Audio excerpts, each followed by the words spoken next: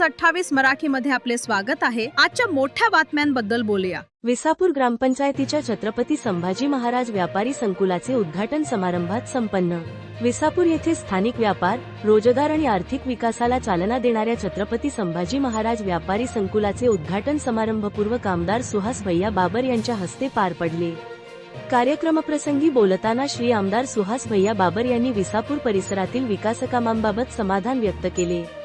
ते म्हणाले की विसापूरच्या विकासाच्या बाबतीत येथील सर्व नेते एकत्रितपणे कार्य करत असून विकासासाठी राजकीय मतभेद बाजूला ठेवण्याची परंपरा येथे कायम आहे।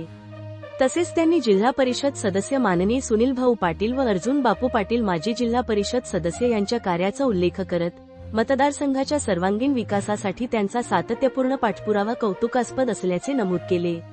उपस्थित मान्यवर शंकर दादा पाटील, सुनील भाऊ, नारायण पाटील, माजी सभापती पंत बापू पाटील, माजी पंचायत समिती सदस्य उमेश भाऊ माळी, सरपंच सौ विद्या आनंदराव पाटील, भास्कर माने, माजी सरपंच अशोक शिवाजी मोहिते, दिलीप माने, सौ शीतल माळी, पीटी चव्हाण, ग्रामविकास अधिकारी Sanjay Patil, engineer United engineering Tasgaon, D A. Mane, sir Arjun Bapu Patil, कुमारी ज्ञानेश्वरी कांबळे, श्रीमती जयश्री माने यांच्यासह बहुसंख्य ग्रामस्थ उपस्थित होते।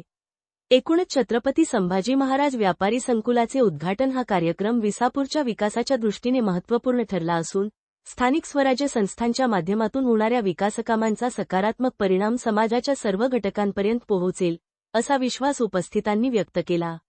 सांगली जिल्हा संवाददाता अंकुश तानाजी सुर्वेची रिपोर्ट। जिल्ह्यामध्ये जिल्हा परिषदला आपण काम करत असताना अनेक गावांचा जवळपास 799 गावांचा आम्ही सगळ्यांनी एकत्रितपणे अभ्यास केलाय।